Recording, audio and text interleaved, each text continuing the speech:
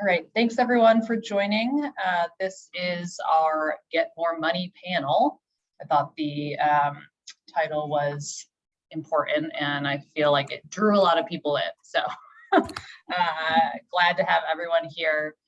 For those of you who don't know me, my name is Sarah Lang. I work at the Brattleboro Development Credit Corporation and I run the Southern Vermont Economy Project, which is putting on this webinar today.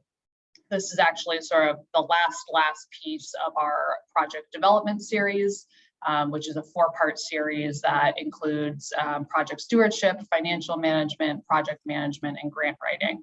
And this is sort of the cherry on top after all of that to hopefully launch some projects into the receiving money world. And we have a lot of really great panelists here with us today, and I'll have them introduce themselves as Jen is facilitating. And Jen Stromsten's here. She is Director of Programs with BDCC, and I'm going to hand it over to her and we'll just get started. Great. I think I was thinking of actually cheating and having the panelists maybe introduce themselves right now, just so everyone kind of knows who's here. So just really quickly, if every panelist, and Sarah, you'll have to call them out by name because no one knows who's first. We'll just introduce yourself, say your name, the institution you represent, and then we'll come back around later and ask more about your background. All right, let's do Jeanne. Hi, I'm Jeanne Walsh. A lot of folks call me Jeannie. Both of them work, and I'm the Information Services Librarian at Brooks Memorial Library, which is Brattleboro's public library. Great, Katie. Hi, I'm Katie Buckley. I'm the Director of the Arpa Assistance and Coordination Program for the Vermont League of Cities and Towns. Happy to be here. Awesome, thank you. Max. Muise, also known as Max. I'm an area director with USDA Rural Development, covering the states of Vermont and New Hampshire. Richard. Richard Wizansky with BoldMoves Consulting, a fundraising consulting firm. Great, and last but not least, Mariah. Hi folks, my name is Mariah Noth and I work with the Vermont Housing and Conservation Board and specifically with our Farm and Forest Viability Program and our Rural Economic Development Initiative. Really excited to be here. Thanks. Great, thank you so much. Thank you again. This is one of the marvelous things about the program that Sarah runs, which is the Southern Vermont Economy Project, is we get to prevail upon statewide people and people who are experts in their field to really be available here in a more kind of intimate setting for folks. So I really appreciate your generosity and I'm excited for the people who are here and the folks who are going to watch this in the future recording.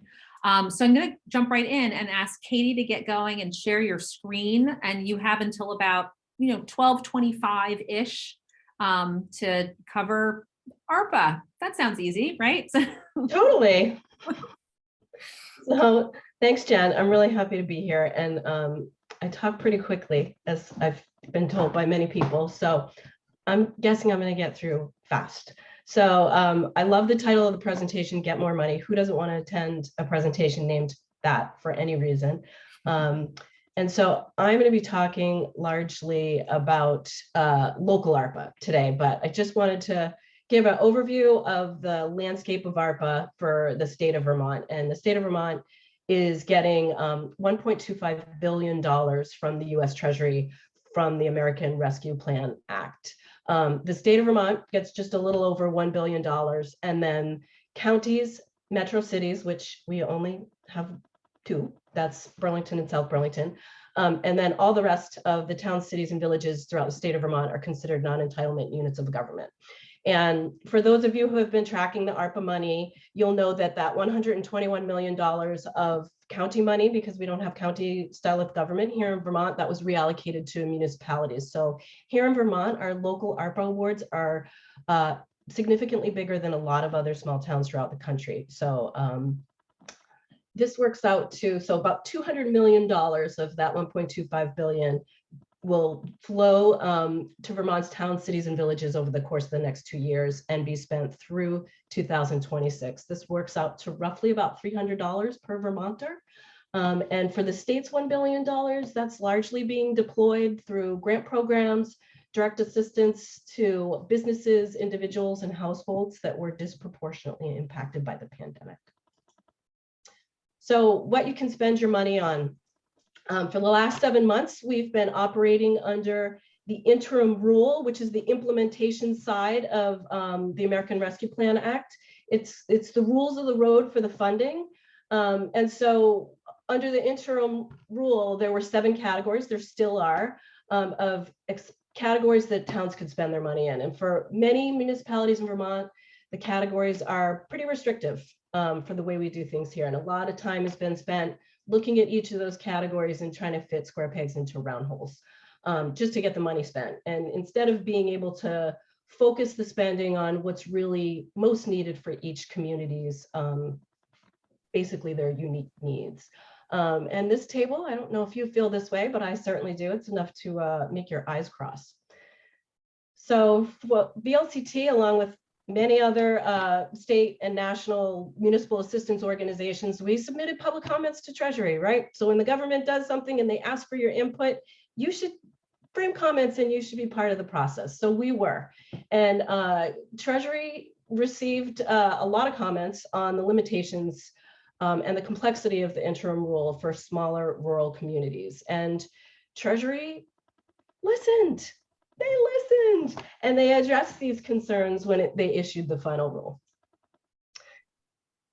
So the biggest and most important change in the final rule is the new $10 million standard allowance for revenue loss. I know this is kind of weedy, but just follow along with me here. So those 7 expenditure categories, there's now really one that every town, city, and village in the state of Vermont is going to focus their attention on. And that is claiming their entire ARPA award as lost revenue. And this provides them with the greatest amount of flexibility and simplicity from a reporting perspective. And for a lot of us who have been tracking this, we were like, seriously? Your whole ARPA award? You can claim your whole ARPA award as lost revenue? Seriously, you can. So what that really means is that for a town's total ARPA award, they can use it on the provision of government services. And the provision of government services is essentially anything that a government would spend its money on. And so notice that it says a government, not your government, but a government. So this means that towns can do things outside of what they have typically done, or they can do things just as they always have done. So this can range for their spending from bolstering town operations, which could be digitizing land records, installing hybrid meeting equipment, addressing IT needs and cybersecurity, to improving community gathering places, supporting local nonprofits, buying equipment for firefighters, buying excavators, paving roads. It's a huge breadth. So all of a sudden you went from having this narrow lane to a really wide lane. And while that's wonderful, it just gives you more things that you now have to prioritize and cross off your list and to make way for those things that you are going to fund. So aside from this new spending flexibility, not much has actually changed. I know that sounds simple, but it's true. The terms and conditions for the funding still apply for towns. The League's message has been to municipalities to take time, be patient, and think bigger. You have this one-time opportunity of a big punch of funding that you never will have again. And so you can do more business as usual, or you can really think, strategize, and plan and play the long game. There's a lot of other funding that's coming, flowing into the state. Your ARPA funding can be good grant match. So you can really leverage your ARPA dollars and make them, stretch them out and make them work hard in your communities, depending upon what types of projects towns choose. And ARPA funds can be made available to be used as grant match, which is pretty big. Because this is, whoops, sorry, I got a little finger excited there. Because this is largely discretionary money, select boards are encouraged, and it's the legislative body decides how this money is spent. You don't have to get permission from anybody. It's the legislative body, select boards, board of aldermen, city councils, they decide. So when you have largely discretionary money, it's really great to get your public involved and get their input on how that money should be spent and what the visioning is for your community long into the future. And again, play the long game. You know, we waited for 7 months to get the final rule, and when we did, we got $10 million of flexibility, so it was worth the wait. So we're asking towns, cities, and villages to just maybe take a little bit more time to sit with their money and plan and strategize, especially where we're waiting on a little bit more guidance on what this really means for towns from a finance and audit perspective. So that's my spiel. And that's me, that's my contact information. I'm gonna stop screen sharing. And so anybody with questions on ARPA, feel free to lob them my way. And so it's really a great opportunity for local governments, but also everyone else to really think strategically about how to use these probably once in our lifetimes, funding opportunity from our federal government, so. That is awesome. And I'm of course going to immediately break my own rules and do some Q&A right now. That's just specific to ARPA, because that's kind of not to just fund seeking. Can I first ask you about when you said that ARPA funds can be used as grant match, is that to federal grants? It's specifically called out for the Infrastructure Investment and Jobs Act. Okay. That is specifically called out, but depending upon how you bring it through your books, Jen. Okay. Is really, if it gets freed up, is, I don't want to get weedy on the accounting side, Yep, but if a town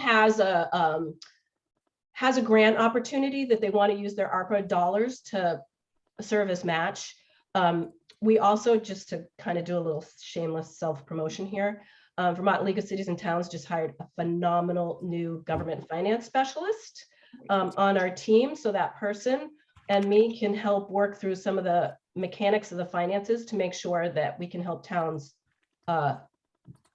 you know, stay with the rules of the road as they leverage the heck out of their money and have it work for them. So yes, that was a long-winded way of saying, yes, there's a way to do that. Mm-hmm. So like, there's an example, like my town, let's just say my town's building a fire station, which it is, and that there's a budget deficit. We needed another $1 million rather than the town budgeting $1 million more. We're going to use some ARPA money to do that gap. Mm-hmm. But if we needed to go for a grant, a federal grant of some kind, then we would probably do best budgeting town dollars as our match to that. So it's really, some of it is just about forward planning and thinking about what sources you're using. If you have to go for, obviously state and federal grants often require some kind of a match. So it's like, I think of it like playing cards and knowing when to throw the right card, right? You have this whole, you know, hand, when's the right time to throw each card? And it is, a lot of it's about timing. And when we're saying, wait, there is a lot of money coming through the infrastructure bill. There are other, the legislature has half of that $1 billion that they are trying to get out the door right now. There's legislation in the State House on ways that some of that money can be deployed that will benefit municipalities. So do you have any idea? I mean, obviously it's legislative session, anything can happen. Sure. Yep. That crossover yet. But I'm sure a lot of people on this call would love to like have an insider's idea of maybe how some of that other half of the ARPA money might flow through other agencies. What might we be looking out for as far as funding opportunities? Sure, there might be more money for broadband. That's another, water and sewer infrastructure. So there's a lot of money that's come in for that through state ARPA already. And then there's more water infrastructure money through the IIJA. So you'll hear me, IIJA is the Infrastructure Investment and Jobs Act. There's transportation money in there. There's money for EV charging stations in there, climate change initiatives. You know, with the expanded rules in ARPA, they most benefit the state of Vermont. So for towns, cities, and villages, they're going to want to claim that standard allowance, which gives them that broad flexibility. But all of the other changes that came through the final rule that are in the other expenditure categories, which are really allowing capital projects to happen, which weren't in there before, all of the things that opened up are really going to benefit the state, less the municipalities. So it will change how funding is going to move through the State House now that it has a wider breadth of eligible use. So, and of course, everything has to get compacted into this 5-month period and get done by May, which is when the session ends. So it's a race to the finish line. Right. Along the As, way. as an unnamed source from the legislature said to me the other day, that's a joke because we have a legislator on our staff. She kind of said, you know, look, there's a lot of money flowing in and the state has more money than capacity. And so a lot of what we're going to see is them trying to push that money out in ways that then like your organization, your town is going to be actually doing the stuff. There's just not enough implementation capacity, even if the state wanted to do all this stuff. So, yeah. All right. And the state has the same timeline. So they need to obligate all funds by December 31st, 2024, and they need to spend the money, get it out the door by December 31st, 2026. So there's a timeline here, and it's happening. So they need to push hard on getting that money out, and we're trying to help do that by helping to promote it. Great. I'm going to just put into the chat a link. I'm sure there are many great resources, and if you go to VLCT's web pages, they have incredible resources and FAQs. If you're in an organization, you're wondering if your town could use money to support what you're doing, now we know that they can do anything they want. But there's also a lot of good resources showing how people are using this. But the chat, what I just put in there is a VCRD, Vermont Council on Rural Development, did a great webinar recently where some towns spoke about projects they've already been figuring out they're going to be doing. So I think part of what there needs to be is you already have a project and you need to find funding solutions, but also it's idea generation, right? What's possible that we haven't dared to dream about? Like what have we not been dreaming about because of scarcity, COVID, et cetera? And this is a good time. So I really encourage folks to check out this webinar and to sort of look out there for inspiration. And with that, I'm going to move over to Jeanne so you have enough time to do your presentation, and we'll have time for more questions again later on. Okay, great. Thank you, Katie. And let me share my screen. Let's see. All right. So here's Brooks Memorial Library website, and I have for you a 2-slide PowerPoint, and I mostly want to do just some screen sharing where I show you some searches and so on. So the Brooks Memorial Library, as I noted, we're the public library for Brattleboro. The kinds of things that I think the 3 points that I wanted to make about how we do business and what I hope will be relevant for folks, in this session, we're really into the personalized service. That is kind of like what we're about. And so the contact page, this is the spirit. This particular picture is out of date, but this is what we're aiming for. And there's an Ask a Librarian page that I'm pointing out partly because my colleague Matt does in-person tech support stuff for everything from I've got this new gizmo, how do I use it, to much more sophisticated technology questions. We also have a lot of technology on site that folks can use, specifically really fast Wi-Fi and computers. And you can fill out this form anytime to ask a reference question or just give me a call. And so that's something that we like to emphasize, and also that you don't have to register to come to the library. You don't have to qualify. Everybody's welcome to come in. And the other point I want to make about what we do is we're really about the connecting. So for example, in this whole realm of applying for grant funding, I can't write your grant for you, but I can help you connect to the resources that might help you do so more effectively. A lot of that is people. And so I am particularly delighted to be part of this session because I have a feeling that a lot of folks that are in this circle today have ideas about ways that the foundation directory that I'll show you can really serve projects underway. Connecting organizations. So lately we've been referring more people to the BDCC for some of the amazing consulting that's available. So we've got folks, and I didn't realize what a wide range of efforts are supported by some of the consulting over there. You know, folks who are just kind of getting an idea to people who have some experience, you know, with a startup or whatever. So we see ourselves as a kind of place where people can connect, and please help us do that by letting us know what you're doing. And then, of course, connecting to resources that are out there that exist, and the whole irony, right, of like this internet age is that we have access to so much, but it can be like, you know, getting the little teaspoon of water from Niagara Falls. Like, how do you sort through it all? How do you make it useful? Where do you focus? And then the last thing is we invest in specialized resources to fill community needs. And so I will, that'll be kind of the focus here when I show you the foundation directory online, because there exist free, wonderful resources that you can access. And then we see foundation directory, that's something that we subscribe to specifically for Brooks Memorial Library. And we actually kind of serve this whole southeastern region of Vermont and our neighbors across the borders by being a location for that really valuable database. And it's because we see it filling a space in the ecosystem of funding.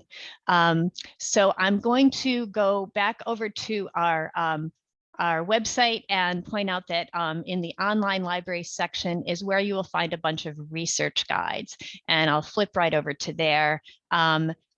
These are both online resources and print resources and people to help you kind of delve into big questions. And one of the major research guides is grant funding and nonprofits. So I'll pop over there and just give you a rapid overview of a couple key things on this page. One is the Candid learning database. So the group called Candid is they have a lot of different concerns, huge just a huge presence in the whole foundation fundraising world. And on their page, they have some resources for learning. And so just a couple things, you can make a free account here, a couple things that you might want to check out. If you're thinking about starting a nonprofit, there's a nonprofit assessment tool, and it will take you through like a really rigorous bunch of questions to help you assess whether you want to start a nonprofit, or if you already are, you know, in that process, it'll help you get your ducks in a row.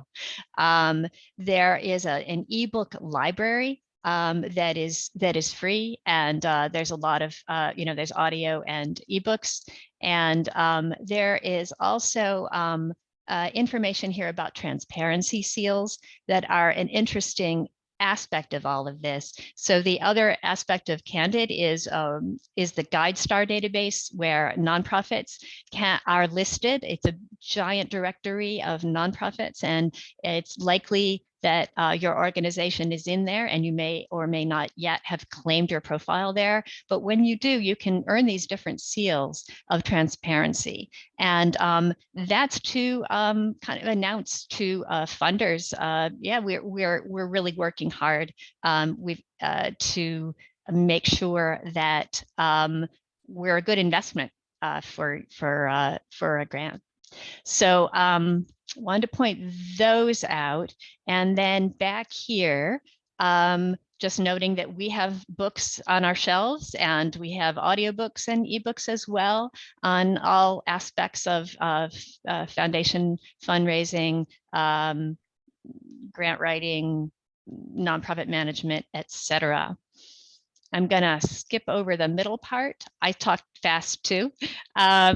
And I'm going to just kind of skip down briefly to this really important part of this page, which is Vermont New England grants and this whole wonderful ecosystem of funding for mostly Well, no, not all the small grants. When I look at the Crosby-Gannett Fund, for example, and the Dunham-Mason Fund that are a part of the Vermont Community Foundation, I think of small grants because the library has gotten some small grants from those funds that are specific to Brattleboro.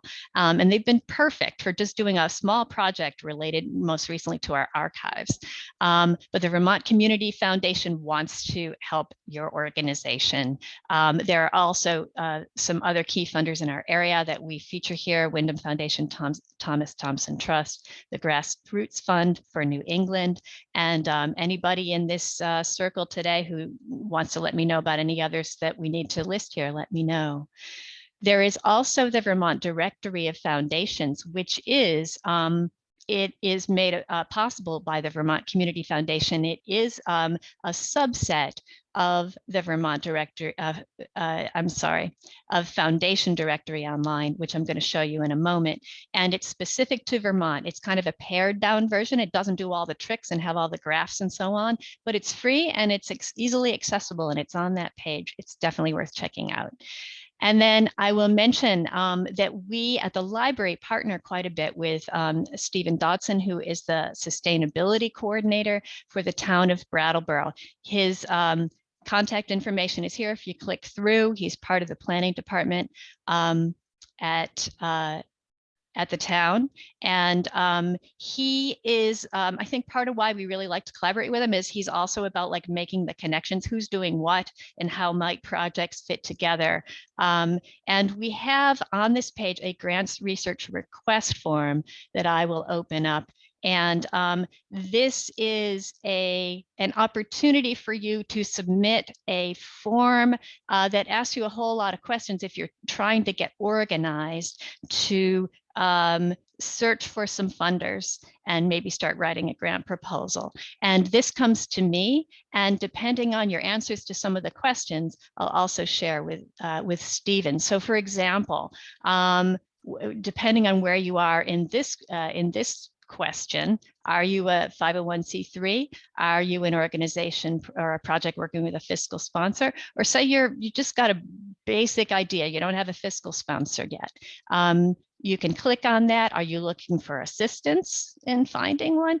Click yes, and then we'll share that information with Stephen. So it's another way we have of kind of doing some intake and also helping folks who are looking for resources kind of organize their thinking. So that is the bottom part of this page. And then I'm going to dive into Foundation Directory Online for just a couple of minutes. And there are 3 different versions. The FDO Essential Edition is kind of a pared down edition, but it is available remotely. You can get a 24-hour pass for like once a month. And I've had folks from up north in Vermont like say, okay, I'm going to do my 24 hours on Tuesday, and then I'm going to come back down and see the full professional edition on site at Brooks. So it's kind of how they organize their work. There's also a specific subset called Grants to Individuals that's available on site here at the library, and that mostly for like scholarships, fellowships, grants, that kind of thing. I'm going to flip briefly over to my second and last slide, which just to point out that why we think this investment the library has made in Foundation Directory is, how it kind of fits. So we're really, like I pointed out, like Vermont Community Foundation and some of our local funders. We're hearing from some big US federal funders today. And then this kind of middle swath, when you maybe like need to go a little, like expand it out a little bit, but you might not be like applying for a like several year, heavily, administrated grant process for a major project. You might be somewhere in the middle. It can be really a useful source for that. It can also be a useful source when you're piecing together funding for different things, or to target a very specific like startup project where it might turn out that there's a national organization that gives money for like pilot projects. There are also some advantages to Foundation Directory Online Professional Edition that you have access to on site at the library, the presentation of data, and some other cool things that now we'll go in so that you can have a look at it. So the FDO Professional Edition, it's available on site anytime. Right now, we are limiting visits to the library to 15 minutes. But if you need more time to use this resource that's only available on site, let me know and we can put you in a study room and you can work as long as you need. Also, folks who, they come on Sundays and tap into our Wi-Fi when the weather's good. They just sit out front and can use this. So that's an option that you have. So I clicked on it. There's a simple little Google-like search box. I'm going to skip over it and just go right to advanced search because I don't want to, hog too much time in all of this. I just want to kind of show you a couple key things. One is that, well, let me go to advanced search first and I'll show you there. So here's the advanced search screen. This has by default include U.S. federal funders. Those are going to be major U.S. federal agencies, and you may or may not be seeking funding on that level. I'm going to unclick it here because I was just talking about kind of that middle range, and I want to kind of focus there. And I want to show you sort of like how the little tricks it does when you want to search. So I'm clicking in the subject area. And for this demo, I thought I want to do an arts project for youth, and I want them to be kind of like considering issues around social justice. So I can either start typing arts, art, or you probably saw that there was this arts and culture part of the taxonomy here. If I click, sorry, I just made that. I don't want agriculture. Darn it. Sorry. There we go. Beyond agriculture, we want arts and culture. This also has a subset. You can get really specific. Or I'm going to just kind of keep it general just so we get a nice, pretty broad search result. And then I want this sort of like aspect of like social justice. So I'm going to start typing the word justice. And and I see there's this section, human rights, social rights, economic justice, all of those look good to me. So I'm going to do the broadest category. I want this to be arts and culture and human rights. The geographic focus is where the funding will be used. So Vermont. I'm not as worried about like where the funder is located as I am about where it's going to be used. And then I'm going to write, when I click here, I see all these different subsets of folks who might be impacted by this grant work. In this case, each of these, all of these have like subsets, and so in this case, I'm going to do children and youth. Okay, and I'm going to just do that much and see what I get. And I got 621 grant makers, 465 recipients. And now I'm going to refine that a little bit because that's a lot. So instead of match any up here, like anything having to do with arts and culture or human rights, I'm going to do match all. And that should winnow it down a bit. Yeah. Okay. So now we got 44 grant makers and 33 recipients. And so down here, let's look first at the grant makers. I'm going to show how we can look at grant makers or recipients, and I'll view all. And I'm going to show you a couple different ones. Let's click on the Wolfcon and Emily Mason to find like a nice, really local concern that does great work. And so it gives me this beautiful overview of what their interests are. And so I can kind of assess, are my interests of my group, aligning here, where the money's going, how big are the grants? That can be very helpful. What am I really looking for? And I see some folks, some local organizations who have obtained grants. And so then the other way that I can analyze the results, well, actually, sorry, let me show you one more thing because this is kind of cool. Back here in my grant makers, I was really curious why the Community Foundation of New Jersey was popping up. I still don't know the answer, Richard Wizansky might know the answer of why that, but I found out there's a group called Puppets in Education, and oh, that was the thing I was thinking about. What if we do like puppet shows? So I can click through and find out about that organization, and I can go, generally they include, there's their URL, and I can go through and find out whether my organization matches up with that one. And are they, is this funder one that I'm likely to be able to approach? And then if I go into the recipients, these are the groups that have obtained funding. I see these little seals popping up, right? And that's where, nonprofits, go claim your seals, because it can really show off your good work in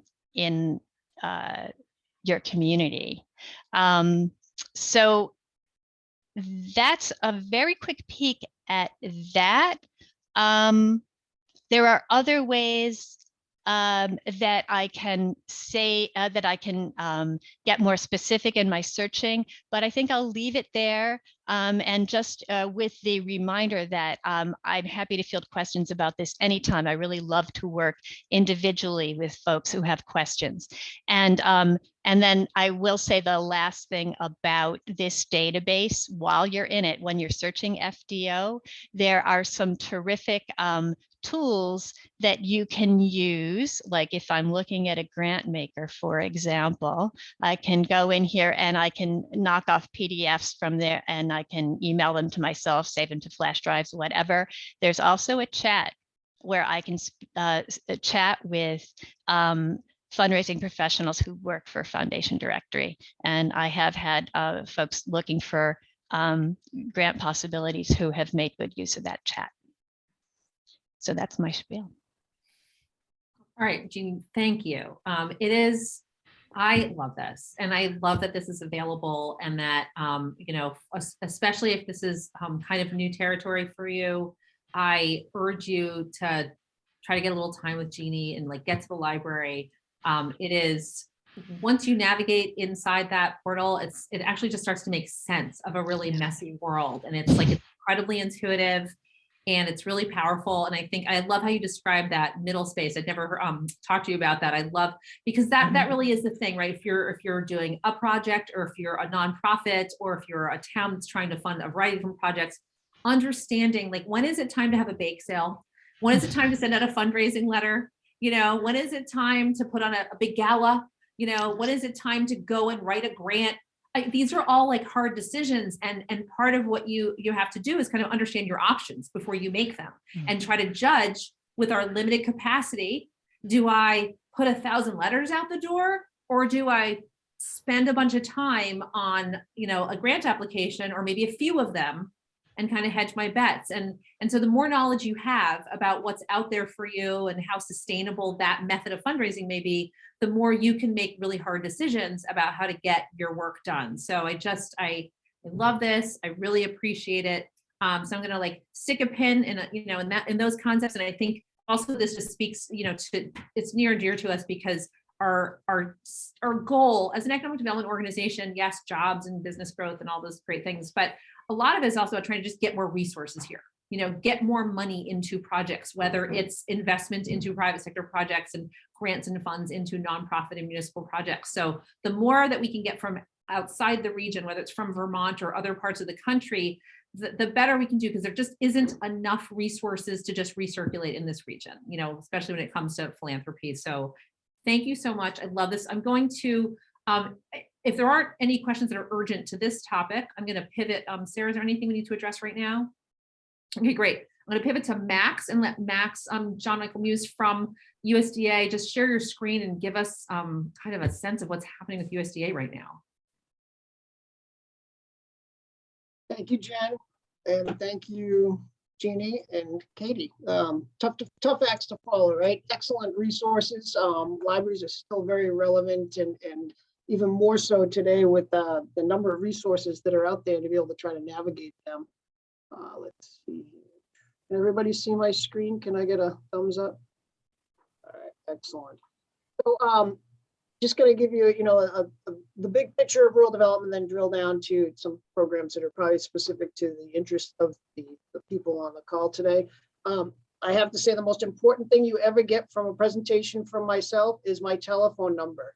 So trying to absorb all this information, your head might get a little full, but if you just know to call with questions, either asking them here or post the meeting, and we'd be happy to work with you on anything that you have going on. And rural development, we consider ourselves a community development agency, so I'm not going to just look at what we have for resources.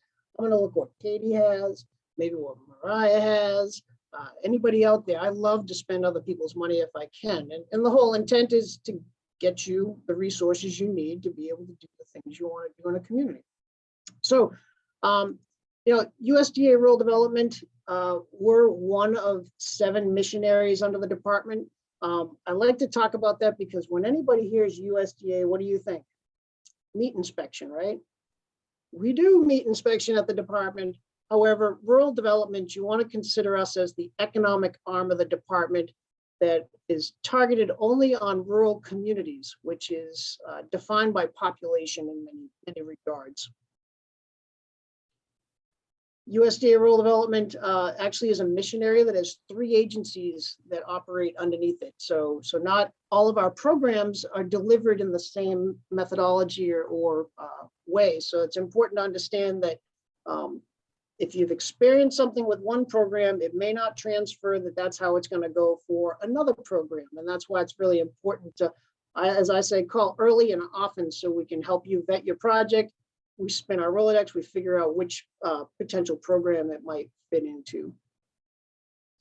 So primarily, we have 40+ loan, guaranteed loans, direct loans, and grant products that we deliver. And then they fall into 3 big buckets, if you will. Our rural housing service has primarily housing loans. It's probably half of our portfolio. And I mentioned our housing programs to you all because you all live in communities where we know that people are trying to find financing to finance their first home, or someone that's living in a home that might need some help, a ramp, furnace, a roof, things of that nature. So we have a lot of housing programs that we can bring to the community for your employees, or even maybe yourselves if you're looking for affordable housing options. It's a subsidized program that we can have an interest rate as low as 1%, finance 100% of the property, and we can assist with those activities. And then our repair programs are for very low income people that are able to, that need things, like I said. We're seeing a lot of 0 entry showers for people, especially the elderly population. They'll age in place, things like that. Then we have our community facilities program, which is our not-for-profit and municipal lending. This probably is interest of many of you on the call. And we have a guarantee, a direct loan, and the elusive grant programs. Not-for-profits and municipalities that provide essential services are eligible entities that want to do capital type projects, things you can touch, buildings, equipment, things of that nature. Locally, we've assisted the New England Youth Theater with some equipment. We've helped the Latches Theater. If you ever saw a movie in the main theater and you sit in those nice brand new seats, we provided some grant funds to be able to purchase those seats. We've helped with the town purchasing their ladder truck for reaching tall buildings in case of a fire. Jeanne and I were talking a number of years ago, we had a little bit of money in the library to help with some ADA access and doors, Insight Photography, the Brattleboro Music Center, New England Circus Arts, a wide variety of potential opportunities for you. So not-for-profits, municipalities are eligible entities. And then moving over to our business world. So as it states, we focus on the business community. Primarily, that's a lot of guaranteed loan type products. One example in town here is if you've ever been to the Brattleboro Food Co-op. So People's United financed the building, but they wanted some insurance on the loan because it's a very specialized piece of collateral. We were able to provide that to the bank so that they could do that. That particular area also has some technical assistance grants that would be very interesting to, like the Downtown Business Association.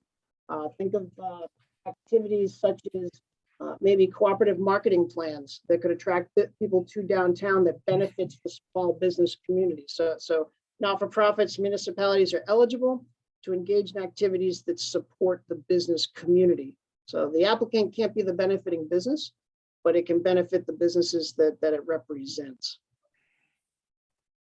And let's see here. We'll go on here. Contact information, I'll post some of that, post this in the chat as well. I'm sure Jen and Sarah and the team at BDCC will be able to provide you with some contact information. If there's something, they are a great partner. We work very closely with. They actually have received some of our funding to be able to do some technical assistance activities in the area. And we're really happy to have that partnership there, as well as working with Katie and everyone else on the call. Big picture presentation. I know that there's people on the call that have worked with our agency, and when we get to the questions of the panel, please chime in.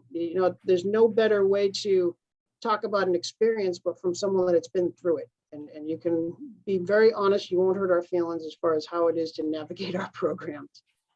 And with that, I will turn it back over to you, Jen. Great. Thank you so much, Max. I want to point out just a couple of ways that we partner with USDA, really they make things possible. One of them is this entire program. That's through USDA RCDI, but that is really what powers Sarah's program. It's able to do training, capacity building, the summit, all kinds of things, incremental development in Bellows Falls, really amazing group forming there.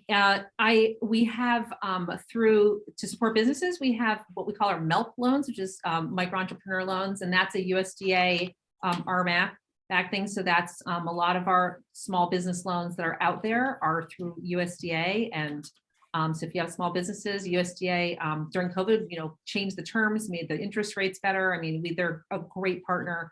It allows us to also provide some technical assistance to businesses along with those loans. We also, if you are a small organization, a local organization, a downtown org or something that would like to do what Max was just talking about, like apply for some money to help businesses, we've done some things like that, and I'd be super happy to talk to you about how that works. And we've also, helped other people with their grants. I can't do your application for you, but boy, can we help you talk you down, so it's like if I can do it, you can do it. And then the last but not least, we are funded through USDA. There's a technical assistance for community facilities program, and so some of you have used that, some of you have used it directly with Max, some of you have worked with us, and Gabriel, our beloved Gabriel, left us but was replaced by possibly the even better, the new Reagan Dobbins, who's here. And so, yeah, Reagan's wave. Reagan's our new community facilities technical assistance provider and is getting up to speed super fast. And so, reach out to her, and she'll be reaching out to some of you who we're already working on projects with. And also, because Sarah's program covers Bennington and Windham County, outside of the Windham region, VCRD has a technical assistance program to help with community facilities as well. So they're kind of your provider on that. So I will stop with all of that acronym malarkey, and we'll pivot to the panel at this point. I'm going to so we're going to just spend about a half an hour just trying to just wrench a bunch more wisdom out of this phenomenal group of folks. And we have a simple-ish prompt, which is really, as a funder or fundraiser, a fundraising expert, what do you want people to know about applying for money? So whether it's money from your organization, or if you work with people across organizations, what do you really, really wish people either did or knew before they dive into the process or as they're working through the process? And I'm going to lean on Richard first, and then I'm going to go to Mariah, I'd like to warn you. So if that's okay, Richard, do you mind leading that off? Yeah, of course. Thanks. Hi, everybody. I'm Richard, and with BoldMoves Consulting, and have been a fundraiser for many, many years. And some of the lessons I've learned, I can share with you in a very quick spot. I think that what's most important to understand there are several points I want to make, and when you're seeking money, you want to understand that it's a process that's both an art and a science, and the science is basically wrapped up in what we call moves management, that you understand that there are a number of strategic moves between you and the donor that you need to take. And part of that involves research, part of that involves cultivation, part of that involves creating what we call a case statement, which is both rational, logical, and is filled with passion. So the case statement is, what is it that's going to allow the donor to feel in his or her heart and mind a connection between what your cause is, and the case also describes why they should fund it. And that brings me to a very important point, is that fundraising should be donor-centric. You've got to get out of your head when you're seeking funds. You have to get out of your organization's speak, your organization's way of thinking, and what you should be thinking about is what is it about the donor that you want to involve in interest? And it's extremely important. So these series of steps, and I think that Sarah has my presentation that I did, was it last week already, has a chart that shows you the way that my consulting company, BoldMoves, has what we call the BoldMoves moves management cycle. So that's very important. And in regard to proposals need support. They can't be just shot in the dark anonymously. There's a lot of work that needs to be done before the proposal. Who's the proposal? What is going on in the organization that you're sending the proposal to? You need to do really good, diligent research on the organization. So let's say it's a foundation. What does the foundation support? What are their deadlines? And most, what are their deadlines in regard to sending a letter of intent, sending a proposal, when the foundation board meets, when the decisions are made, and when you'll hear. That's all very important information. The most important piece of it is who's going to read your proposal, or who's there that you can possibly contact, because another very important understanding about fundraising is about forging relationships, making relationships, cultivating relationships, developing relationships, and people give to people. So you want to try the best that you can to have, if you're writing a proposal, your face, the sense of who you are in the donor's mind when they're, let's say, approving a grant. It's hard to do, but that brings me to another important step, which is meetings. You've got to try to support all of your fundraising work with interpersonal relationships, which require meetings. And these days, of course, they may very likely be Zoom meetings, but everybody does a Zoom meeting, and people still use the telephone.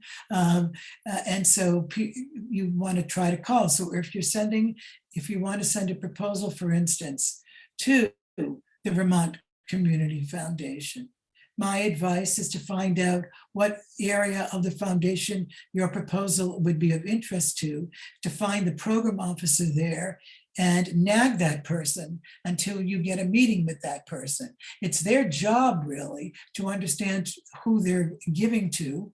And so persistently, you must carry yourself persistently and try to get a meeting.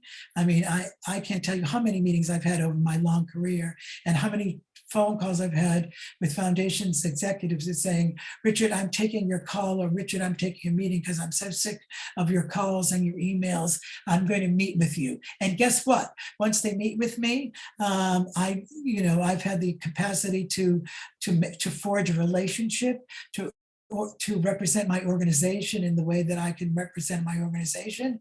And it really helps the donor to make a decision in the positive way about giving to my organization. It's true of individual donors, it's true of corporate donors, and it's true of foundation donors. So people give to people, extraordinarily important. Another important aspect of seeking for money is authenticity. You don't try to be someone that you're not. You don't portray your organization as something that it isn't. You want to be very authentic with let's say, a foundation executive or an individual donor, and don't use language and don't use kind of concepts that are not true to who you are and true to who the organization and the cause that you're representing is. And another extremely important, and most of you know this, is being able to document your project or your organization. Evaluation is key, and that's where part of the science of fundraising comes in. The art comes in with the idea of the moves management and the steps that take place between you and receiving the grant or meeting the donor. The science comes in how you do your research, but it also comes in how you do your evaluation. It's right now the trend with foundations and corporations, and particularly in corporate giving, is impact. And you can only get impact with creating an evaluation, measures of evaluation that really show impact. The impact may be quantitative or qualitative. You may be showing numbers of how many people or what demographic will be affected, but also you may want to bring, let's say, or quote an individual or a group that has benefited from what you do. That's very, very important. The impact is extremely important. I think I've gotten out what I think are the important aspects of it. But remember, persistence. I've been turned down numerous times. I'd be crying right here in front of you because I've been so rejected, but I'm not going to cry. I'm going to say, carry on and be persistent, and you will get that grant. You will obtain that grant with your persistence, with your charm, with your reaching out to the donor and to forge a relationship with that individual, whether it's in an individual, a corporation, or a foundation. I'm here to prove it. I've raised a lot of money, and it's with these tips that I'm sharing with you today. Thank you very much.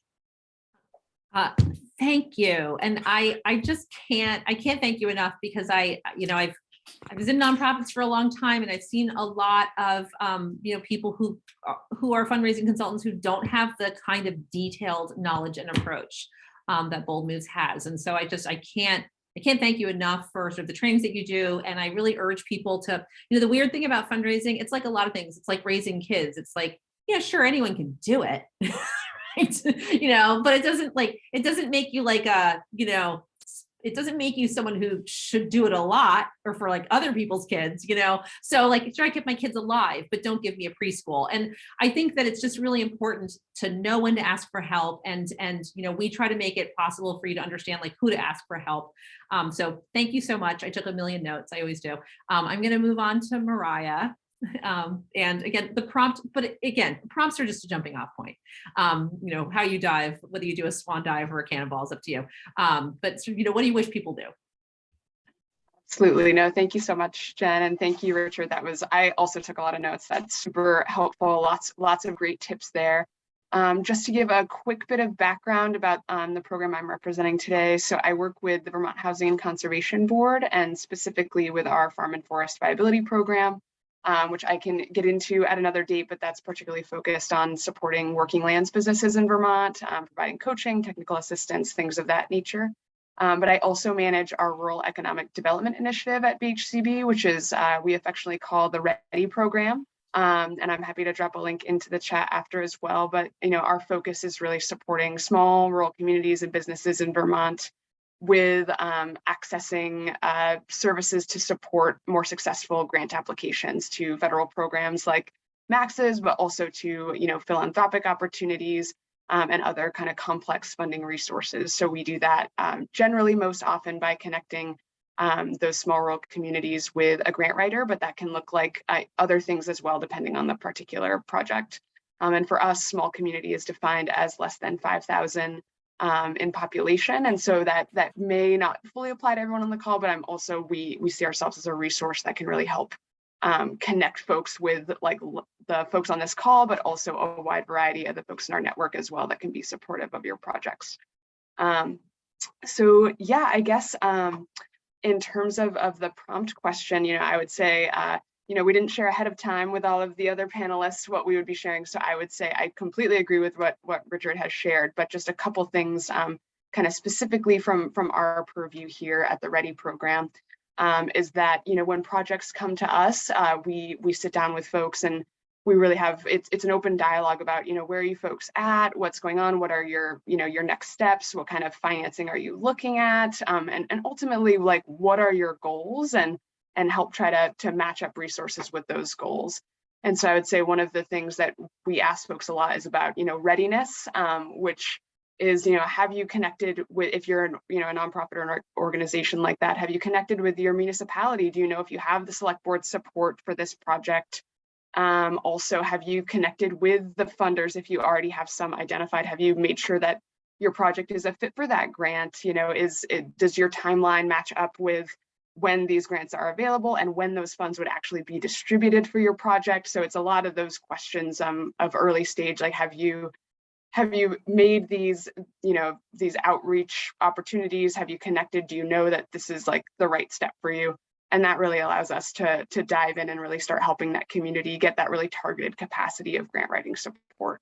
Another thing that we get a lot is communities coming to us or nonprofits and other organizations, even businesses that we serve as well, coming with, a million amazing ideas. And it's just like, we want to support them all. That sounds amazing, but also in terms of capacity, you can't do everything at once. And so it's really about focusing in and prioritizing on, one or a couple pieces at a time, and really, collecting the resources around you to support that and really dive in. And I would say, the one thing that I've seen in community projects is they can last a long time and they lose steam. And so making sure that you're putting that energy and that focus into your key priorities and then moving from one success to the next is something that we love to see.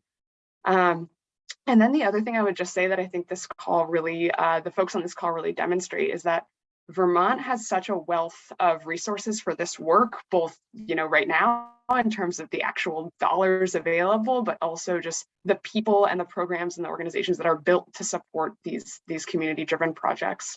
And so I would say, as Richard had said as well, and as Max said, like, connect early, connect often, bring all these folks together, let folks know that you're talking to other people. So for instance, if someone approached our program, I'd ask, have they connect with the folks at USDA Rural Development? Have they connected with, their regional development corporation like BDCC? And then we often will have meetings all together as funders with a particular project and say, okay, well, my organization can really help with this part, and this person's organization can really target that phase of the project. And we love to work together. And I would say that that's just such a resource in Vermont that maybe a lot of folks might feel like, oh, if I'm talking to this resource, I might not want to say that when I go and have another meeting, as Richard was sharing. And I would say, no, we love that. Please have all the meetings and invite us to come together to help your projects. So I'll leave it there for now. Oh, hi, I'm muted.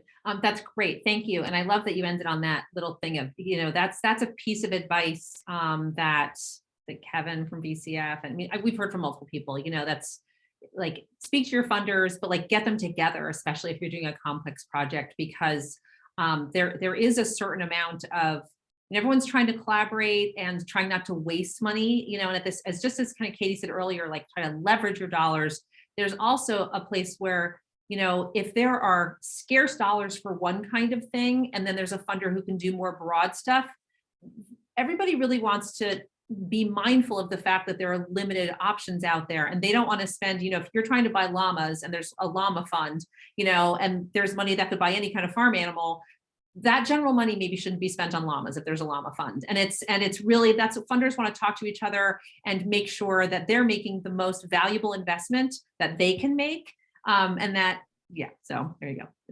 All right, I'm gonna One thing to that point is that when the funders get together, there might be the right time for the right fund to come into the project. So timing becomes super important. And I'm looking specifically at Max for this because we talk about this all the time. With the whole capital stack, it might make sense for this funding source to come into the project at this point.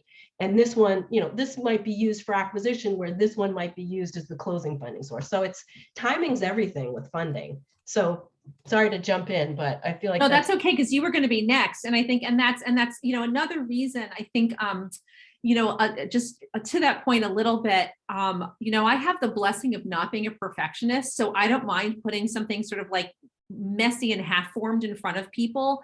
But I think that is something that actually makes a lot of people anxious and holds people back. And it means they're not having the conversation at the right time, and a lot of times your funder will understand how to structure your project in a way that meets funding options. You may be thinking about your project and structuring it in terms of your own organization or what makes sense for, building a barn, but your funders will say like, actually, let's break out that design and engineering piece or whatever it is. And so that's why it's important, within the, tolerances of your, own sense of embarrassment about, where things are really at, it's worth it. I mean, our funders in this area in Vermont are incredibly understanding and understand the constraints that you're under. And it's, I think Mariah's point about don't bring too many ideas forward because there has to be something concrete to talk about, but also not being, so careful in a way, especially right now. All right, with that, I'm going to turn it to you, Katie, and ask you again, speak to whatever you want, but I think, what do you think people need to hear at this time? I love listening to all the different perspectives. I feel so lucky to be on a panel with all of you. I know you all sort of in certain ways, and it's great to bring it all together. So I'm super psyched. So I was jotting down a few notes as everybody was talking. And so just to tie into what you just said, working with Arpa now, I've been on the other side of it where I've been, I was looking at my capital stack from the Guilford Country Store project to see all the different funding sources and starting to count up all the grants that we've chased and all the applications that we submitted to both private foundations, annual appeals, state grants, federal grants, all different kinds of funding sources. And really just some takeaways. Take your project and deconstruct it. There are parts and pieces of every project, and there are so many stories to tell about every project. I mean, I'll use the country store just because it's near and dear to me and super easy example. With the country store, it was the only healthy food choice in our community. So there's healthy food was one angle. It's a historic building. We got to save a historic building. So we have historic preservation was another story. It's a community gathering place. We got to get funding based on that. It was economic development. It's a business in our village center. And so we got economic development money for that to help retain employees and do some work to make the property more profitable. So like you can deconstruct your project into the multiple stories that you can tell, and then that broadens where you can chase funding. So that's huge. And just for successful funding request, Richard, it's tirelessly tenacious is what I kind of think of it as. And so, read your grant application, read it 5 times. Don't read it once and start going into it. Read it 5 times and make sure you have digested every section and what you need to do and map out a plan for your grant application before you even put pen to paper. Create a list of questions on the grant application and then call the funder. And that's a great way to establish a relationship, either establish the relationship or cement an existing relationship. And ask those questions and get those answers. It shows them that you're fully engaged in the process, that you want to listen to the instructions that they've put out there, and that you're committed to making sure you are going to submit a really solid application. Powerful narratives. If you have to do a narrative, make it a good one. Make it succinct. Don't write 10 pages. If you can say it in one, say it in one. Honor word limits, and nothing tells your story better than data. So if you can find data points that really, if you're looking to feed people in your community, talk about the need. Grab the data. There's plenty out there on the internet, and use data to tell your story. It demonstrates that you have worked hard and you know your topic, and it helps create a more competitive application. If you have a track record for success, tell that. We said we were going to do this, and we've done it. Part of that relationship building, one of the things that's a really great thing to do is after the funding, right? After you've been funded and you have a successful project, put together a summary that demonstrates, here's what you funded me for, and here's what we did. Thank you. Thank you for your funding. Here's our success story. And they always love pictures. So take good pictures. I think that grants are such a great opportunity to get projects, all types of projects in a community, from a general store to a bridge project and everything in between. There's funding for that. And there's lots of people in the state because it's so small and we're all connected. We all know each other. And we just want to make good things happen in Vermont. So ask. When you ask one person, it usually leads to 5 others, and pretty soon you're on the road to success. So there. I'm passionate about this topic. Love it. I love it. Yes, ask. It's great to ask. People like to be asked, and funders have a problem. They have money they need to put down into great projects, you know, so you're doing them a favor, which I think helps. I think it helps all of us who hate to ask for help, you know, feel like maybe we're helping them when we do that. So, all right, I'm going to go to Jeanne, and then I'm going to let Max close out the panel. So Jeannie, if you don't mind. Sure. This is such a great panel. And Sarah, thank you. I just saw in the chat, I was thinking, whoa, what did everybody here use for data? What's a handy, you know, so I'm totally going to steal that and put it on the library website, if I may. And so just very briefly from me, I went back to our mission statement for the library. The mission of the Brooks Memorial Library is to connect people and resources to inspire, inform, and empower our diverse community. So it really is for us about the connections. And I guess what I hope is that people will think big about what is a library, and we might be connecting people to other people. We might be connecting people to organizations. We might be connecting people to some very specific resource that they might not have access to otherwise. And we're using all of our human skills to do that. So I think it's just like having that sort of flexible view of what the library can be.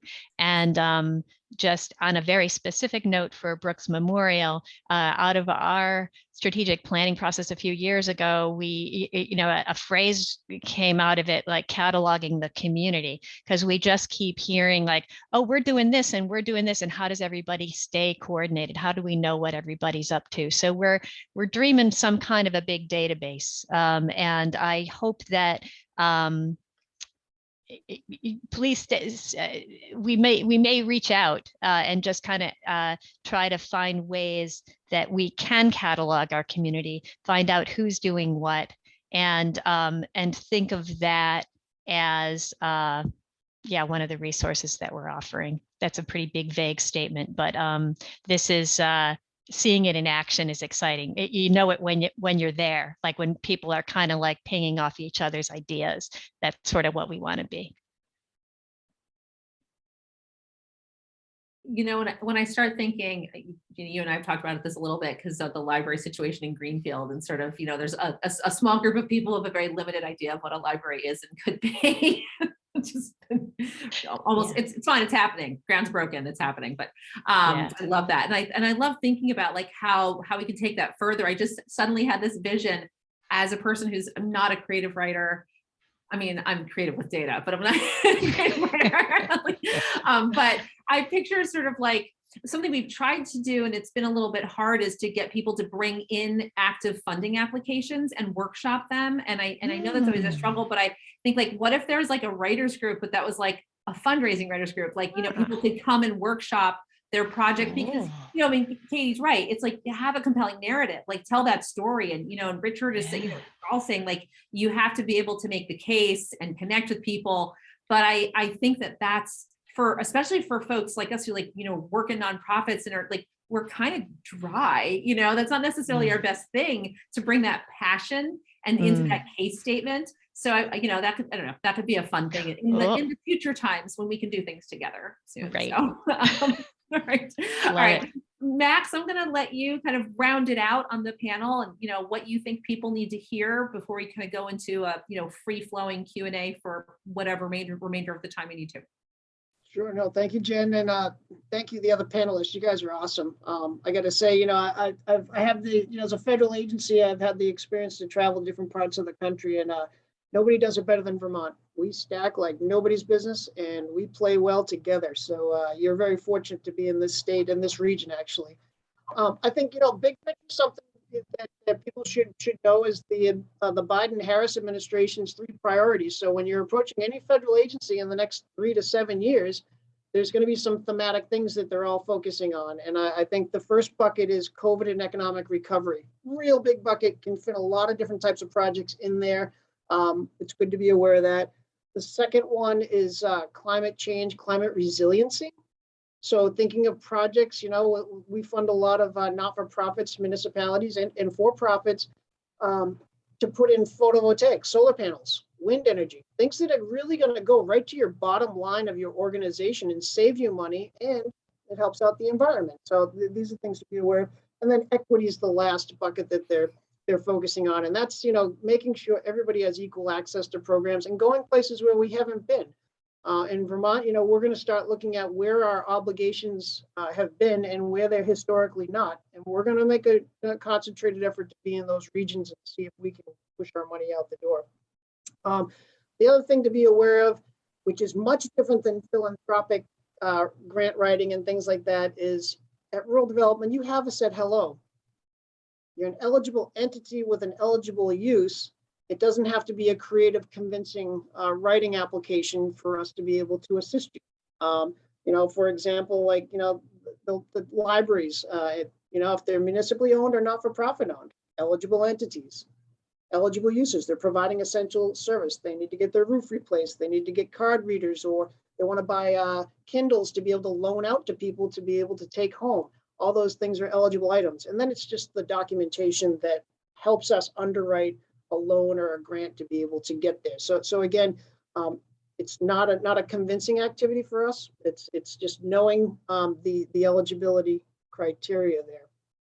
The other thing that I found in my career, and definitely dealing with federal and state agencies, never let someone just tell you what they can't do.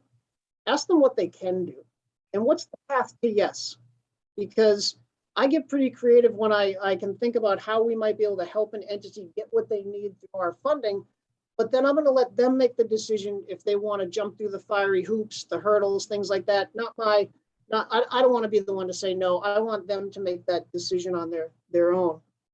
And then lastly, there's the D discussion, debt.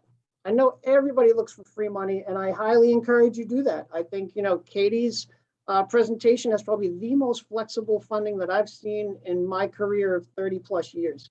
So let's start out with the low fruit and figure out what you're going to do. You're going to have to negotiate with your town leadership on what they think the money could be used for. But if you don't ask, you certainly will never get. So always ask. So when we talk about, we have our grant programs, but then we also have debt. If you have a project that is imminent and inevitable that has to be done in a community, there's not going to be a better time for interest rates.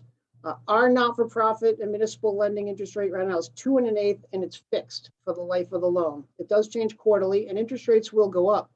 The unique aspect of our debt as well is that you can apply to us, go through the process of becoming approved, and then when we obligate that money, you're locked in at that interest rate. Then we require interim financing to build out the project, things like that. During that time, while the project's being developed and built out, you can still be raising money. And at the end of the project, when we go to close the loan, you can say, Max, we don't need all that money. We only need this because we raised it. And we'll be able to close at the lower amount. And if the interest rate's lower, we'll be able to honor that lower rate than the one that was obligated. So again, eminent, inevitable projects, Debt is something that can be used strategically along with all the other maybe equity opportunities out there. And I think I'll wrap that up. And again, I think everybody in the panel has said early and often is the best time. Please be in touch so that we can coach you, guide you, identify other resources. I think Mariah had an excellent point about our strategic funding meetings. Isn't it great if you could tell a story once to 6 people, instead of telling it 6 times to 1 person on each group? So thank you. And I'll turn it back to you, Jen. All right, that is awesome. We have, 35 optional minutes left, and I want to leave time for Q&A. So I don't know if Sarah, if you've collected some questions, or if we just want to sort of, open it up and let people ask their own questions. Yeah, no questions have come through. So I would love if people wanted to just raise their hand and ask verbally. And I know Stephanie had raised her hand sort of towards the beginning when Katie was speaking. So Stephanie, if we could start with you. Sure, thank you. Yeah. I was curious, Katie, if you're keeping track at all of the different approaches that the towns are taking in terms of process around deciding where the ARPA funds are going. I don't have, there's no formal way. I was just actually typing a response to you. There's no formal process for towns to have to either report that information or share that information. So I've been use my good friend the internet to look things up, and also select board meeting minutes. And towns are doing everything from having it just as a warned item on a few select board meeting agendas, down to creating ARPA websites with surveys and a whole platform for having local conversations. So there's a full gamut of how towns are gathering community input, and also to deciding how to fund projects. So coming up with their own selection criteria for what types of things will be funded.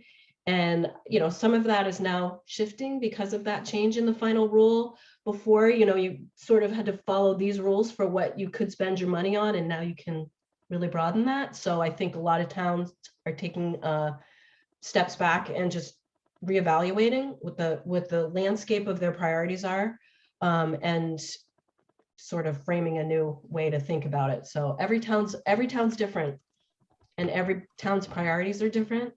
So it's not necessarily a one-size-fits-all approach. And it's really fascinating to see how each town is making it their own. I will say too, I know like Newfane has put out a survey asking for public input. I know Rockingham is doing sort of a public facilitation process. They've hired Camoin Associates to host those public meetings. And then I also just put a link into the chat in that VCRD ARPA webinar that Jen referenced earlier. One of the examples was Jericho, Vermont, and that platform that the town administrator talks about is linked there in the chat. There's also a lot of ARPA committees forming throughout the state. That's a great way to share the load. So there's a mix of people who are on the committee. We're actually in the process of drafting an ARPA committee, advisory committee formation document to help towns do that and connect them with some resources, because largely a lot of the committee members are just residents and they're not familiar with open meeting law, which is something they need to follow when they warn all their meetings and keep all their documentation and do all the right things, since they are committees of the town. And Jericho is, I will say, of all of them, Jericho is kind of the gold standard. I point a lot of towns to that, to the town's website to just buzz around. But there are, if you go online and you search, there's some great examples out there, both in Vermont and beyond. And Vermont, if you go to our ARPA webpage on our website, there's a few different resources if you wanted to look nationally at what other cities throughout the country are doing. There's some data that's being pulled on that, and there's some interesting stuff, just if you're curious. But Great. And just a plug for our Southern Vermont Economy Summit We are going to have an ARPA track at the summit, which is May 12th. Hopefully it'll be in person, but you never can tell these days. So that's what we're shooting for. Katie will be there. There'll be basically 2 breakout sessions focused on ARPA. So if you're wanting to sort of dig a little deeper, that's a good place to do it. Or just also call Katie. Marty. This might be redundant. This question is for Katie, and I apologize if it is, but I'm going to ask anyway. So I've been tirelessly and tenaciously trying to source funding for the building that I manage. It's a vital building in the community. We have all health services, from inpatient psychiatric to walk-in clinic to primary care, pediatric care, every type of health thing you could have. But we're not a municipality, obviously. We're trying to replace our old boiler system with a biomass unit. Would that be something that I could pitch to my municipality for help with funding? You could, and I don't want to speak too prematurely, but there is a bill that's running through the legislature right now, which is a fuel switching program for community buildings. So I don't know how that will evolve, but that could be a potential funding source for you as well. You could also do a Cdbg grant, and the town would be the sponsor, but you'd be subgranted the money. I'm not sure what that acronym is. And if you wanted to reach out to me afterward, feel free. And I don't know if Max, if a USDA program might. We know each other, don't we, Max? Yeah. Yes, Marty, please come back at some point. Let me know how things are going and where you're at, because I think Katie's recommendation of some of these programs, the timing thing everybody talks about and the stacking thing comes into play. And again, I think you're eligible entity, eligible projects. It's just coming in for the money and where the best use, the best money is, right? Okay. Thank you. Thanks, Marty. Who else? Don't be I just shy. want to chime in and say that the CDBG, the Community Development Block Grant application, it's we've worked on those. We've seen various entities apply in collaboration with the town of Brattleboro. So there, folks out there can help with this, and it's not what you could do this. It's it's just another annoying online form thing, but it's well within your skills, Marty. So. Who else? Don't be shy. Now maybe start that relationship here in this room. Not to call anyone out, but Anthony, I'm curious as to why you're present and if you have any questions for our presenters. Fine, call me. I'm willing. So I'm here representing the Brattleboro area affordable housing and specifically thinking about apartments and homes. So we have a program right now where we partner with the town of Brattleboro to fund single family owner occupied homes for someone to build an apartment in their home. Looking at it from kind of 2 points. I mean, one, maybe helping someone stay in their home that can't afford to pay utilities and maintenance on the building. And then, an elderly person, limited income. And then secondarily, just creating additional housing in Brattleboro. And so, one of the things, I was with Sarah and also Max at the Ridwig meeting a few months ago and the Rockingham Development Group. But, it's what we are able to fund specifically is, maybe, we're doing a combined $5,000 grant for people. And, so the person has to, create the apartment first, gets approved by the town, and then we will reimburse the funds. And it's pretty limiting. I mean, the cost of construction is extremely high right now. And, in talking with Sarah specifically and other, opportunities for an accessory dwelling unit, you could spend $30,000, $40,000, $50,000 or more. You've got to bring in power and water and sewer into a garage apartment, for instance. And so that's more, I guess, what I'm thinking about specifically is how do we fund these other sort of accessory dwelling unit projects that are going to cost, that don't have the return on investment, but is going to help the community create additional housing. Anthony, can I ask you, can that stack with the VHIP program? Maybe. The Vermont Home Improvement Program, you're saying? Yeah, the Vermont Housing Improvement, well, which is the up to $30,000 to bring a new unit online. Mm-hmm. Yep. Yeah, it's we're talking about it's all units. So I'm actually not familiar with that. That's a state-driven program. Yeah, it's through the Department of Housing and Community Development. Sorry. Yeah, no, it was a COVID thing, and it was used to make sort of 250 housing units. The qualifying factors were it had to be bringing a new unit online, so reactivating something, didn't have the second egress or whatever it was. And then the other piece was it had to be, preserved as affordable for 5 years, through a variety of manners. Could work with could work with, whatever. But it was up to $30,000 to do that. And as you said, construction's expensive, and for many landlords, what they were doing was using that in addition to their own money. So that's sort of why I was just wondering if this is a piece that can be compatible. Yeah, I'll definitely do a bit of research on that. Yeah, so that's kind of my spiel, is just increasing available units, living units in the area. So, any other questions for me, Sarah? Oh, that's great. Thanks, Anthony. Any other suggestions on on that would be most welcome. And Jeanne, I actually owe you a visit. We've been talking about you a little bit as far as resources, so you'll be seeing me at some point probably. Awesome. Always nice to see you. And Anthony, I put a link to the VHIP program in the chat, so if you want to just steal that. Thank you. You're welcome. Anyone else? We don't have to stay on till 2, but this is better than most other things. So Sharon, I was actually just going to call on you.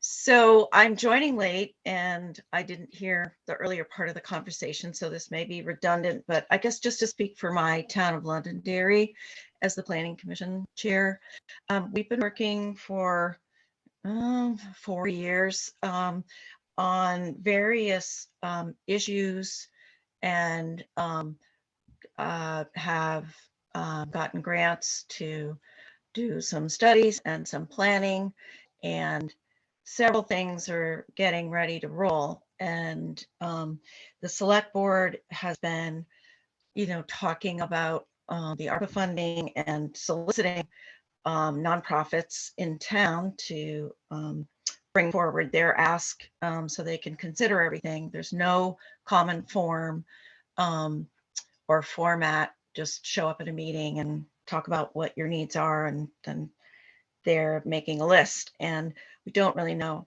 how this is going to be spread out when it ever comes. I'm not sure who on the select board is tracking that, but I guess my question is, with the things that the Planning Commission is lining up, who would we talk to specifically about how to prioritize and in consideration, of the various needs we have, and all the groups in our town just that are also looking for money? Is that a fair question? Yeah. Who wants to jump in on that? Are you talking about ARPA money? Well, we're looking through all sorts of funding sources. Other grants that come around every now and then, whatever fits appropriate. We've got a town hall historic restoration project going on. We've got water and wastewater study in progress that has just gotten refreshed for the last 40% of the work to find out if we can get community systems in both villages. We do have 2 designated village centers. We've got a Main Street project that's taking place in both villages to try to revitalize We've got a huge group of volunteers working on one end to bring those things into the picture and set them up, and a pile of planning commission projects as well. So we're kind of at a stage where, you know, many things are ready for funding, but I would advise to sort of match up some of those projects with funding opportunities, and to see what funding opportunities exist for some of the major projects, and see what their compatibility is, and because they're all priorities, it sounds like, and what would be most fundable would be an interesting criterion to at least have in your pocket for that. Yeah, it would be. Yeah, I think Sharon, you know, when we think about stacking projects and the ripple effect they have, you know, the big word everywhere is infrastructure, right? And for a community to have development and growth, I think the water and wastewater project is one that's sort of paramount. They're not really sexy projects, but they do facilitate further opportunity in one regard. And I agree with Richard, you know, they're all priorities, but, you know, I always look for what's the keystone that if you pull that, everything might come after it or could be right in a line with it. And then certainly infrastructure is one, and with the ARP money that's available, our programs that are available, there's a lot of funding out there for those particular facilities that may not need as much bonding for the town to be able to do them. I think, you know, the VCRD community visit that happened out there, I'm working with your housing group and I'm working with the community center group now. I think, you know, if the town hall is being identified as a facility that's going to be renovated, could that create space for the community center people or the other services in town? I know that a lot of times there's emergency shelters that are either sort of needing help or not. The town hall can be that as well. So you can look at your town hall as a hub of activity too that might encompass a bunch of different things. And then the main streetscaping and things like that, certainly a quality of life opportunity up there in Londonderry to just add to your beautiful area as well. But yeah, I think, you know, if I had an approach, I think you're studying, and this is for everybody to think about. Planning is key, right? Have an idea, Yes. but having it planned out, then when the money is available, becomes available, you're able to act upon it. And the studies like a wastewater treatment facility, you know, those are huge engineering studies that take a lot of time and effort. So kudos to the town for being proactive and planning, because the money will continue to flow and be around, but it's only going to go to the ones that are ready to engage it.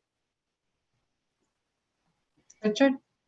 I have a question for Katie. Guilford, I'm the chair of the select board in Guilford, and we have a plan of distributing at least some of the first shipment of ARPA funds, and it's a grant application program, and it's been done with, we've had a public meeting and have listened to nonprofit groups in our town, and have received about 13 applications for the funding, and are about to have a meeting to review those applications. But with the VLCT's advisory to hold off, I'm just wondering, we're meeting in a special meeting to review the proposals and make decisions. And I'm wondering whether with the advisory about waiting, we should wait. My thought was we could review and make our decisions tentative and make them tentative, not announce them, and wait for the VLC. Yep. Wait for the VLCT's final ruling on the final ruling. Would you advise that? Or should we go ahead? You can go ahead. You can go ahead and fund. It's just going to really, how it will be reported and how it will be booked in your general ledgers. That's what we're trying to sort out, is the stuff in the background. If you are, Right. if you're on track, you know, Richard, you can always wait until after March 31st to spend the money. And then you haven't actually spent it in that first reporting that you have to do to Treasury, which is due April 30th, by April 30th. And it's for the period ending March 31st, 2022. So if you fund after that, then you'll report it next year. Okay. So, so now I'm thinking that at that meeting, that it might be in our best interest to award the Lost you there. To award what? No, we can't get broadband to Guilford fast enough. If I He's could, in Florida, actually. while we're waiting for Richard to come back, I just want to echo and emphasize what Max said about infrastructure and responding to Londonderry, that if the infrastructure, water and sewer, is foundational to everything that will happen in terms of housing, economic development, resiliency, all of that. It is the least sexy stuff to do, and the hardest to explain, especially if there's a debt component to it, which there has to be.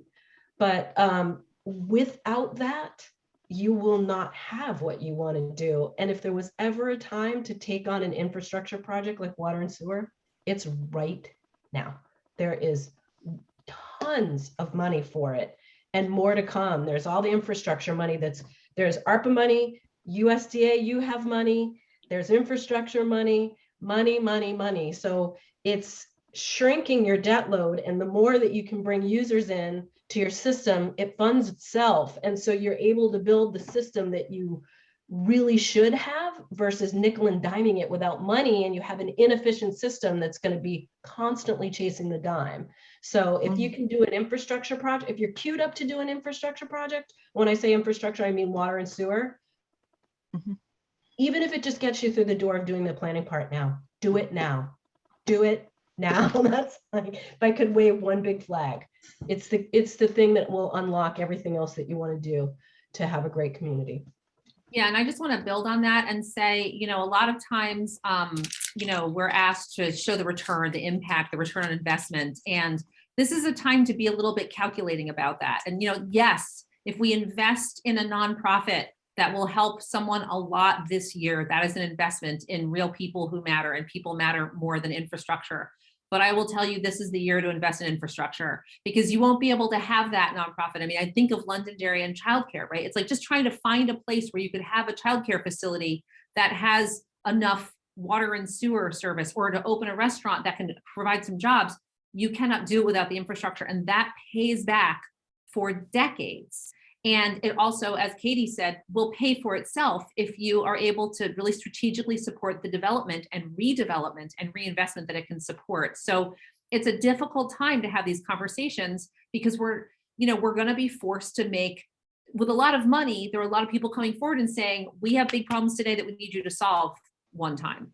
And it's really incumbent upon towns to find a balance between meeting those urgent needs and really, for once in a lifetime, trying to solve some stuff and create some things that can pay for themselves and have payoffs, you know, generate some tax revenue so that it can help fund those nonprofits forever.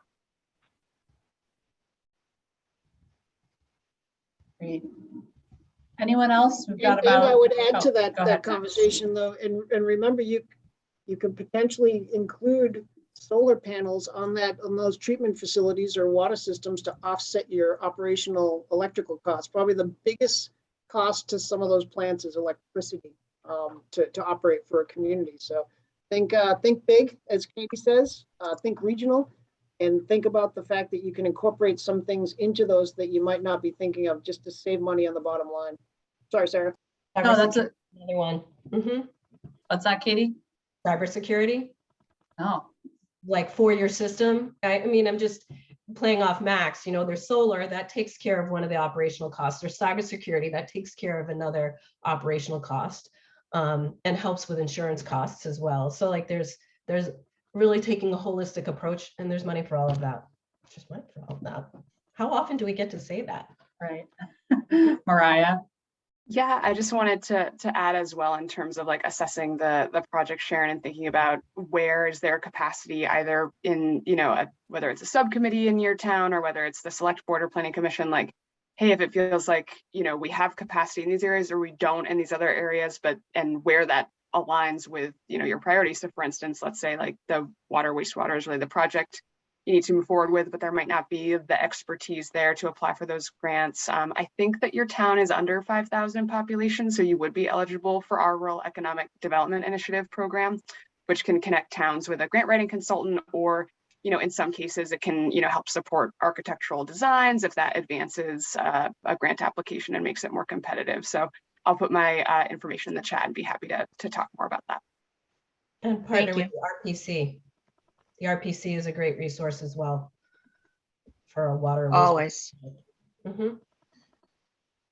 Anthony, I saw you unmute. I didn't know if you had.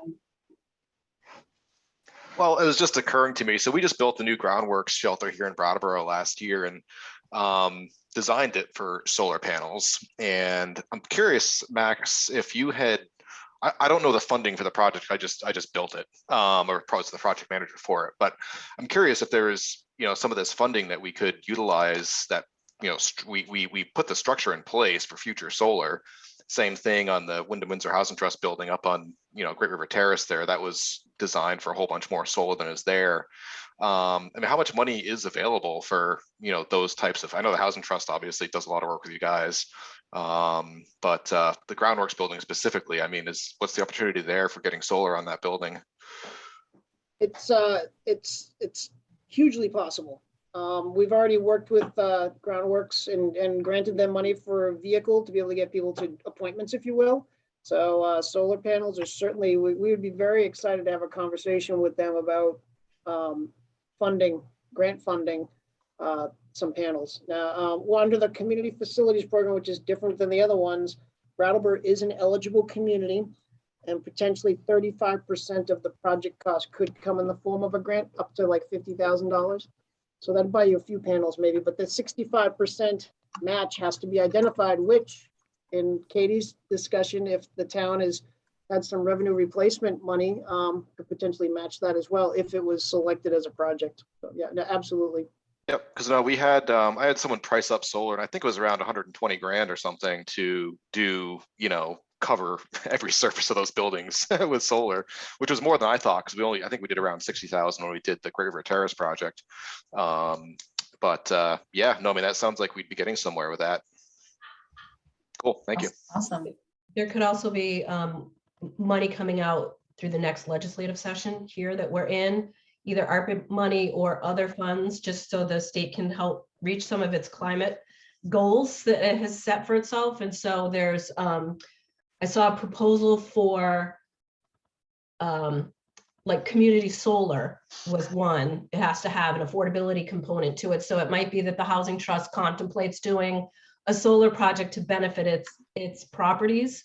Or there was also a weatherization program where they as a landlord might be able to take advantage with their tenants on some of the incentives that will be coming out and doing solar that way. So I think just keeping an eye on the money as it's flowing, and as always, if at the end of each session, see how it lands, and if you can't figure it out, ask one of us, because we're all watching it. Any of the funders want to know what the other funders are getting. And so we're keeping track of all of that. And if one of us doesn't know, we'll connect you with the person who does. So ask for sure. And since I've got the floor, real quick on education. So, obviously labor workforce development is near and dear to my heart. I'm in the construction world and can't find enough qualified carpenters to get the work done. I know that's obviously on everybody's minds at the state level. Any idea what, if any of this funding, and a big picture, I mean, we're working on, ramping up, helping out the Wyndham Regional Career Center and trying to get folks into the programs there. But what opportunity is there for funding for education with any of this money? So you know what, I'm gonna stick a pin in that one, because Anthony, I don't know that a lot of people on this call are in that or want to be in that. Okay. And so I'd love to follow up with you. I mean, that's fine. Like a lot on that one. Big can of worms that we need to open up. Really important. Yeah. Well, it's interesting because it comes down to, we can get all this money and design all these projects, but then we need people to build them. Well, that's, So, that's one of the biggest problems. We can Yeah. design workforce programs and there's still aren't people put in them. So that let's Anyway, definitely, I'd love to talk on offline the- as soon as on the side. possible about That's that. And well, also just because it deserves a lot more attention than we can give it here. Oh yeah, no, I know we got 5 minutes left, so I apologize Yeah. for opening And the can of worms. I'm going to ask Reagan, our CF, our community facilities person, to follow up with you and with Max and just kind of, you know, see about talking about the solar, community solar. And the other piece of advice that I was given the other day by a legislator was, if you have any kind of energy or climate related or any kind of things that you're contemplating, also to stay in touch with Efficiency Vermont. You know, they are trying to help the legislature structure opportunities in a way that they will touch real projects. And the more that our providers in that space understand what you're trying to do, the more they can craft it in a way that doesn't accidentally exclude it. So. And I just want to be mindful of the time, and if you want to wrap it up and any last thoughts. This is always so amazing. I wish we could do this all. You know, it's going to be not fun is having to do this in person. I'm just kidding. But I mean, I just thank you. And I super appreciate everybody, how busy every single person on this is. And I hope you got a lot out of it and continue to stay in touch with each other. And I can't wait to see what, you know, comes out of this. Thank you. Thanks so much, everyone. And I will send a link to the recording as well as contact for all our panelists. And, you know, I think, like they said, just reach out. You know, if you don't know where to start, just send an email, give a phone call, and they can help direct you in the right way. So thank you so much, and go get that money. Thank you, Sarah. Thank you, everyone. Thank you.